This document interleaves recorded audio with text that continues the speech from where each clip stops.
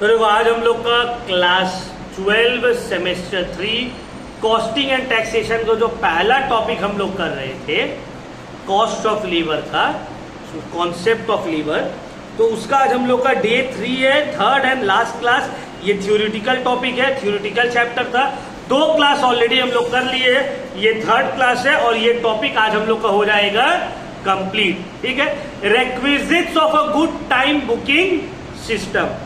एक अच्छा time booking system का क्या क्या क्वालिटीज है, क्या क्या रिक्विजिट्स है, उसको हम लोगों को देखना है, समझना है। तो देखो, a good time booking system should have understanding by worker. Worker should clearly understand how the system work. उसको पता रहना चाहिए। तुमको ऐसा डिजिटल टाइप का ला दिया, वर्कर समझ ही रहे जावा भाई हो क्या रहे, समझ में आ रहा बात। दूसरा, सिंपल एंड इकोनॉमिकल रहना चाहिए, सस्ता सुविस्ता सिंपल। क्विक रिकॉर्डिंग कर ले, ये टाइम रिकॉर्डिंग ही करने में टाइम चले जा रहा है, समझ में आ रहा बात। टाइम रिकॉर्डिंग ही करने में टाइम चला जा रहा है, नहीं क्विक हो। सेपरेट कार्ड हो आइडल टाइम का। आइडल टाइम मतलब बताए ना, वो टाइम जब आप काम में तो हो लेकिन काम हो नहीं रहा है। और फ्लेक्सिबल सिस्टम होना चाहिए, मतलब जिसको इजीली चाहे तो चेंज किया जा सके, एडजस्ट किया जा सके ऑफिस या फैक्ट्री के नीड्स के हिसाब से। This is a good features of a time booking system. अब difference between time keeping and time booking already आपको बता दिए। टाइम कीपिंग का मतलब होता है वर्कर कब आया कब गया। टाइम बुकिंग का मतलब आने और जाने के बीच में कितना देर काम किया। टाइम कीपिंग पहला स्टेप है टाइम रिकॉर्ड करने का, टाइम बुकिंग दूसरा स्टेप है। पहले आएगा तब ना काम स्टार्ट करेगा। टाइम कीपिंग ऑफिस या गेट कीपर के पास होता है, टाइम बुकिंग आपका डिपार्टमेंट का जो इंचार्ज है उसके पास रहेगा। टाइम कीपिंग पेरोल प्रिपरेशन में हेल्प करेगा। टाइम बुकिंग लेबर का कॉस्ट फाइंड आउट करने में हेल्प करेगा। Time keeping required by law, करना ही पड़ेगा। टाइम बुकिंग जरूरी नहीं है, नहीं भी कर सकते हैं। टाइम कीपिंग जनरली मशीन में होता है, time booking mainly manually card में होता है। टाइम कीपिंग से एफिशिएंसी पता नहीं चलेगा वर्कर का, टाइम बुकिंग से वर्कर का एफिशिएंसी पता चलता है कि सच में ये एक्चुअली काम कितना कर रहा है। समझ में आया? कोई दिक्कत? बहुत सारा टाइम कीपिंग और टाइम बुकिंग मैच नहीं कर रहा है। टाइम कीपिंग के हिसाब से आप 8 घंटा फैक्ट्री में थे, टाइम बुकिंग के हिसाब से आप 6 घंटा काम किए, तो रिकंसाइल कर रहे, आपस में मिल रहे? नहीं। तो क्यों नहीं मिल रहे? Usually the two do not match because आने जाने में भी तो वक्त लगता है। हम स्कूल का गेट में आके फिंगरप्रिंट मारे और मारते साथ पढ़ाना चालू कर दिए। ऊपर आते हैं, अपना स्टाफ सामान रेडी करते हैं, तब ना पढ़ाते हैं भाई, उसमें टाइम जाता है, तो आने जाने में वक्त जाता है। ठीक है, फिर हम लोग मटेरियल टूल्स का वेट करते हैं। जैसे कि मेरा क्लास स्टार्ट होता है 9:10 में और 9:10 में आप लोग का तो ब्रेक खत्म होता है। तो क्या एकदम ब्रेक खत्म हुआ, सब लड़की आके एकदम बैठ के किताब निकाल के रेडी, तो अब घूम फिर के अपना खा ऊ के पानी वानी पी के तो यहाँ वहां से आते आते 9:15 हो गया, है ना। फिर किताब निकाली, बोल बाल के करके, उसके बाद फिर 5 मिनट और चली गया, तो पढ़ाते पढ़ाते मेरा 9:20 हो गया। 9:20 में स्टार्ट हो रहा क्लास, स्पेशली ब्रेक के बाद वाला जो क्लास रहता है ना।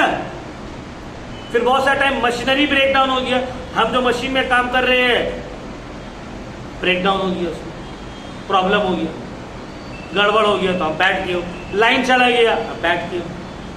तो ये सब रीजन है क्यों टाइम कीपिंग और टाइम बुकिंग आपस में रिकंसाइल नहीं करता है। समझ में आया?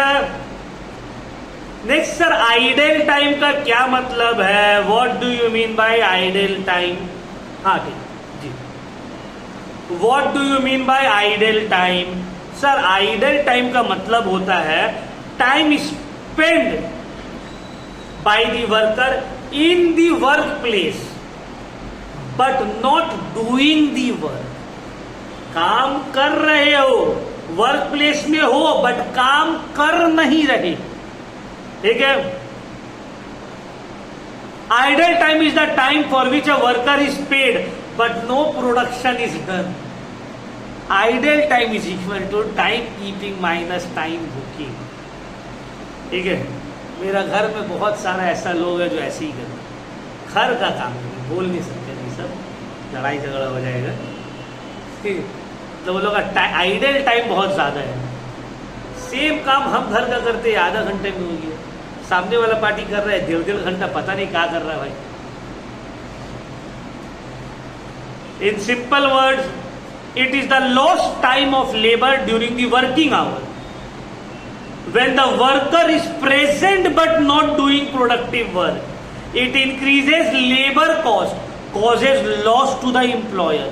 It does not include holidays or leave. Holiday और leave आइडल टाइम में नहीं आते.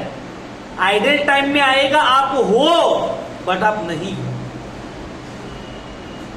समझ रहे हो? मतलब आप तो प्रेजेंट हो लेकिन कुछ प्रोडक्टिव आप कर नहीं रहे. अब आइडल टाइम का क्या कॉजेज है?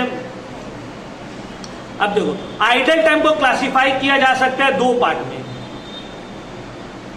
एक है productive idle time, sorry productive causes nature के हिसाब से, administrative causes, economic causes. Productive causes का क्या मतलब है? यार ये नॉर्मल है तो हो गई, आने जाने में गेट से टाइम लग रहा है. अब कोई मान ले फैक्ट्री में काम करे तो आने के बाद वो कपड़ा उपड़ा चेंज करेगा, फैक्ट्री का ड्रेस पहनेगा, फिर इंस्ट्रक्टर से या सुपरवाइजर से इंस्ट्रक्शन लेगा, उसके बाद काम करेगा. मशीन गर्म होने का वेट कर रहे हो, है ना. हम लोग आयरन जैसे करते हैं तो आयरन स्विच करके 1 मिनट रुकते हैं ना, धड़ धड़ करना चालू. भाई पहले गर्म होगा तब ना करेंगे. तेल, जैसे कि फॉर एग्जाम्पल मान लो तुम अंडा तल रहे, अब तेल डाले तो तेल डालने के बाद 1 मिनट रुकते हैं ना, तेल गर्म होगा फिर अंडा तोड़ेंगे. तो वो 1 मिनट कोई बोलेगा क्या कर रहे हैं फालतू का वहां पर, भाई अब तो खड़ा रहे, क्या करेंगे, तेल जब गर्म होगा तभी ना डालेंगे. तो ये बहुत हेवी एक स्टोरी है.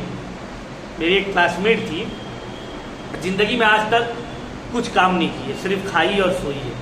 अब हो गया शादी, काम तो कुछ आता नहीं है.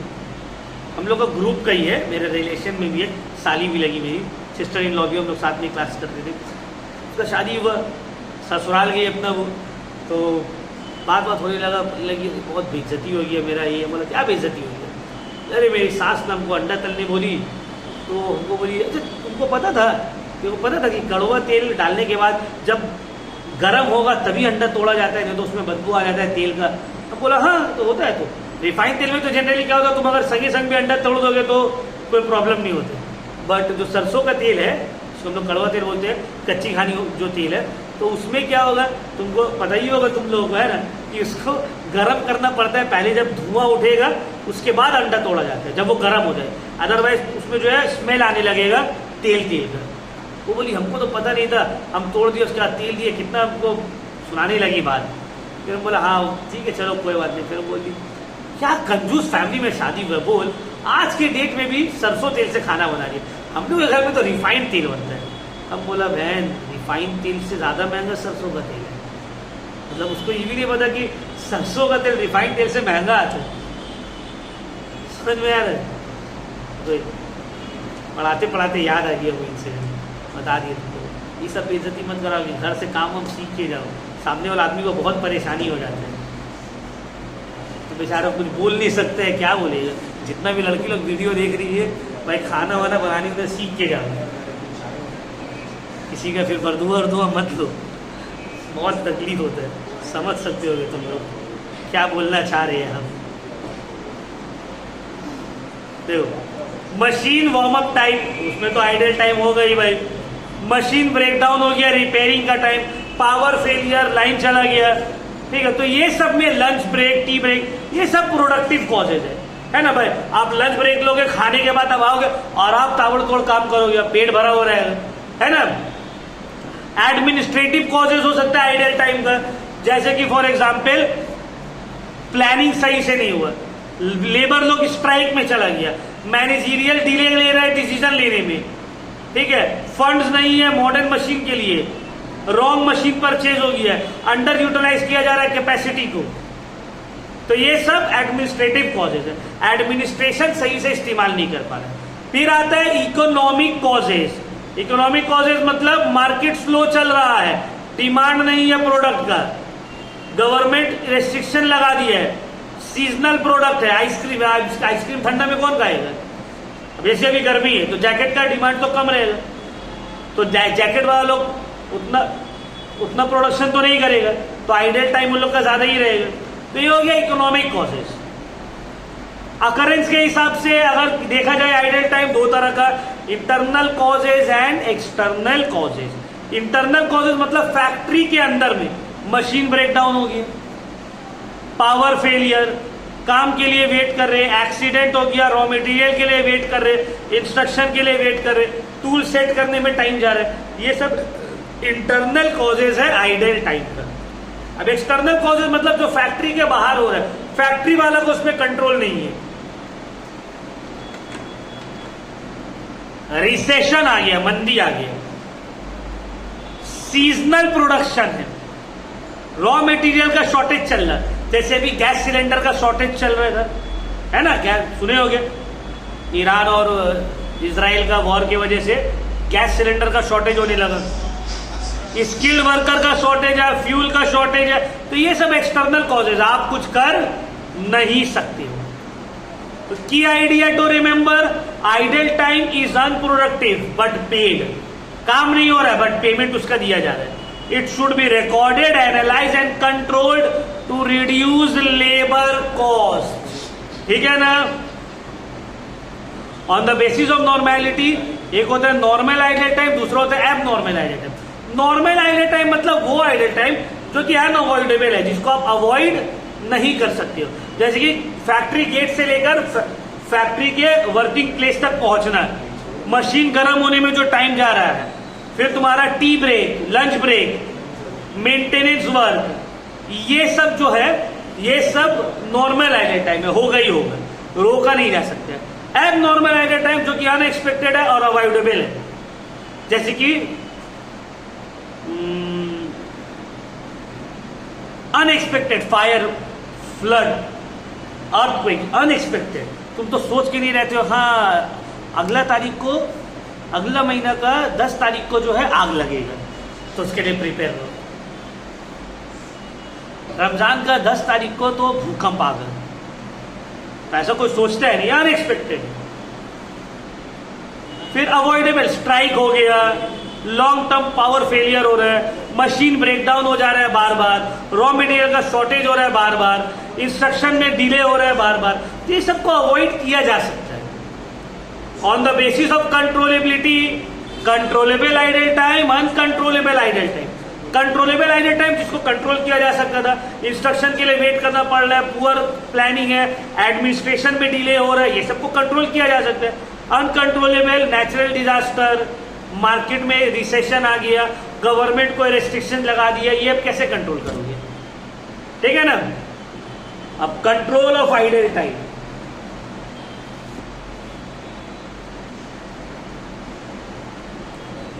To reduce idle time government should manage, plan production properly, production को प्रॉपरली प्लान किया जाए, अच्छे से प्लान किया जाए।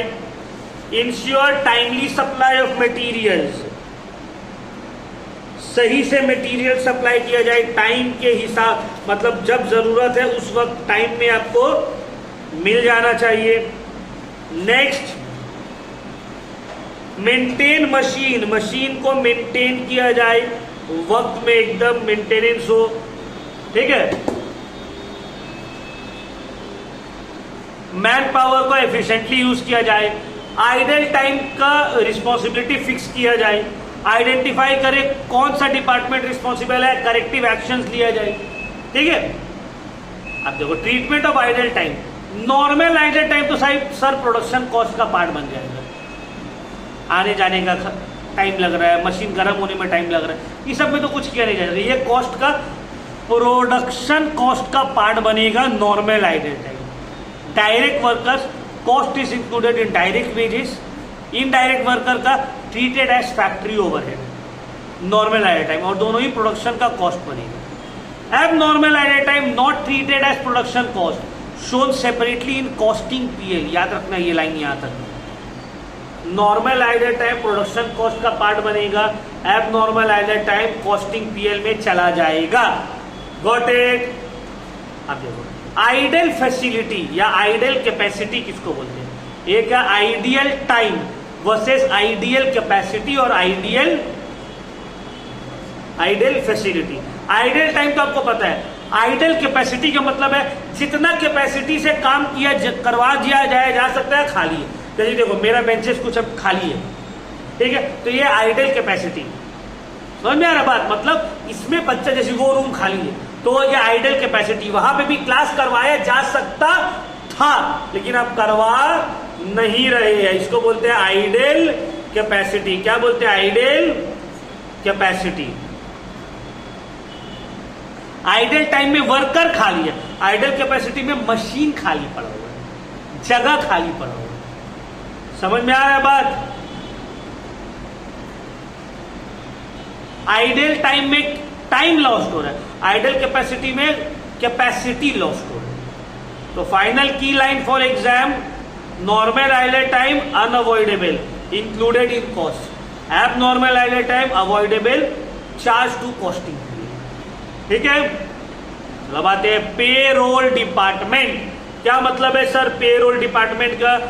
पेरोल डिपार्टमेंट रिस्पॉन्सिबल है कैलकुलेट करने में और पे करने में वर्कर का वेजेस और वेज रिकॉर्ड मेंटेन करते हैं। जो डिपार्टमेंट सैलरी और वेजेस ट्रांसफर करता है उसको हम लोग बोलते हैं पेरोल डिपार्टमेंट। मेन फंक्शन क्या है?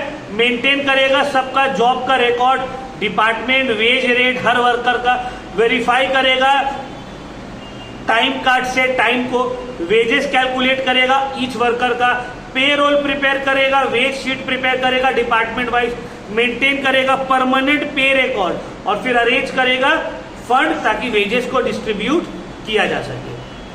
तो पेरोल और वेज शीट का मतलब क्या होता है? पेरोल और वेज शीट का मतलब होता है एक पीस ऑफ पेपर या कार्ड जहां पे आपका टोटल अर्निंग शो होगा, जिसको सैलरी स्लिप बोलते हैं।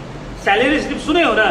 सैलरी स्लिप, सैलरी लिखा हो रहेगा, क्या क्या ऐड है, क्या क्या माइनस हो रहा है, सब लिखा हो रहेगा उसमें। कॉस्ट अकाउंटिंग डिपार्टमेंट, इसका काम है कलेक्ट करना, एनालाइज करना और क्लासिफाई करना लेबर कॉस्ट को, लेबर से रिलेटेड इंफॉर्मेशन को। ये टाइम कार्ड यूज करेगा, जॉब कार्ड यूज करेगा, पे रोल्स यूज करेगा। डिपार्टमेंट ट्राई करेगा हर वो इंफॉर्मेशन लेने का जिससे लेबर कॉस्ट पता किया जा सके। एक काम का कॉस्ट क्या पड़ रहा है, एक प्रोसेस का, एक मेथड का, एक प्रोडक्ट का क्या कॉस्ट पड़ रहा है। इसका मेन फंक्शन ही है वेजेस, लेबर कॉस्ट एनालाइज करना, क्लासिफाई करना लेबर कॉस्ट को डायरेक्ट और इनडायरेक्ट। ठीक है, तो देखो पेरोल डिपार्टमेंट कैलकुलेट करेगा और पे करेगा वेजेस। क्विक एग्जाम्पल है, कॉस्ट अकाउंटिंग डिपार्टमेंट एनालाइज करेगा और डिस्ट्रीब्यूट करेगा labour cost to different jobs and overhead. इसका काम है सैलरी कैलकुलेट करना और देना। कॉस्ट अकाउंटिंग का काम है कॉस्ट पता करना, अलग अलग काम करना। समझ में आ रहा है बात? क्लियर हुआ? कोई दिक्कत? तो देखो ये शॉर्ट क्लास का टॉपिक हो गया कंप्लीट। नेक्स्ट क्लास में हम लोग कंटिन्यू करेंगे इस चैप्टर का। एमसीक्यू आप लोगों को करवाएंगे अलग अलग कैटेगरी का, आप लोग खुद भी ट्राई करिएगा और हम भी करवाएंगे। ठीक है, तो जो बुक में एमसीक्यू दिया हुआ है वो करवाएंगे, उसके बाद फिर ईयर क्वेश्चंस रहेगा वो सब देखेंगे। ठीक है, तो कोई दिक्कत, कोई प्रॉब्लम यहाँ तक? देख रहे हो लगभग 100 एमसीक्यू के आसपास है। देखो तुम्हारा 100 एमसीक्यू है। ठीक है, ये 100 एमसीक्यूज आप लोगों को करवाएंगे। फिर एडिशनल एमसीक्यूज आप लोग को सॉल्व करना है। क्यूआर कोड को स्कैन मारिए और एडिशनल एमसीक्यू हो जाएगा 2 सेट, उसको भी सॉल्व कर सकते हैं आप लोग अपने से। ठीक है, उसके बाद जब टेस्ट लेंगे तो स्कैन करके टेस्ट लेंगे। ठीक है, उसके बाद chapter number 2 which is very very important. तो ये जो बुक वाले एमसीक्यू हम सॉल्व करवा देंगे। एडिशनल एमसीक्यू आप लोग खुद से सॉल्व करिएगा, आंसर दिया हुआ है वो अलग अलग बुक का है। ठीक है ना, ताकि आप लोगों का और कॉन्सेप्ट क्लियर हो। हाँ, उसमें अगर क्यूआर कोड स्कैन करने के बाद आप लोग सॉल्व करने के बाद अगर कुछ प्रॉब्लम होगा देन हमसे आप लोग जरूर पूछिएगा, तो हम हेल्प करेंगे। क्योंकि पूरा एमसीक्यू हम अगर सॉल्व करवाए जाएंगे तो बहुत टाइम लग जाएगा ना, पूरा का पूरा एमसीक्यू सब हम ही सॉल्व करेंगे तो बहुत क्लासेस हो जाएगा। हाँ, अगर हम लोग का सिलेबस कंप्लीट हो जाता है पहले तो जितना ज़्यादा एमसीक्यू हो सकता है हम करवाएंगे, समझ में आ रहा बात। तो ये 100 एमसीक्यूज में से कुछ हम करवाएंगे, आप लोगों को समझाएंगे कि कैसे एमसीक्यूज को सॉल्व करना है, उसका ट्रिक बताएंगे, कम टाइम में कैसे करना है, अगर तुक्का मारना है, भट्टा मारना है तो कैसे मारना है वो भी सिखाएंगे, हिट एंड ट्रायल मेथड कैसे मारना है, समझ में आ रहा है, ताकि प्रोबेबिलिटी राइट का और ज्यादा हो। भाई तुक्का भी तुक्का से नहीं मारा जाता है, उसके पीछे भी लॉजिक होना चाहिए, तो वो सब भी सिखाएंगे। अलग अलग टाइप्स ऑफ एमसीक्यूज आप लोगों को करवाएंगे, ठीक है। तो अगर कोई डाउट होगा, चैप्टर एक्सप्लेनेशन कंप्लीट हुआ है, एमसीक्यू नेक्स्ट क्लास होगा, कोई डाउट होगा तो हमसे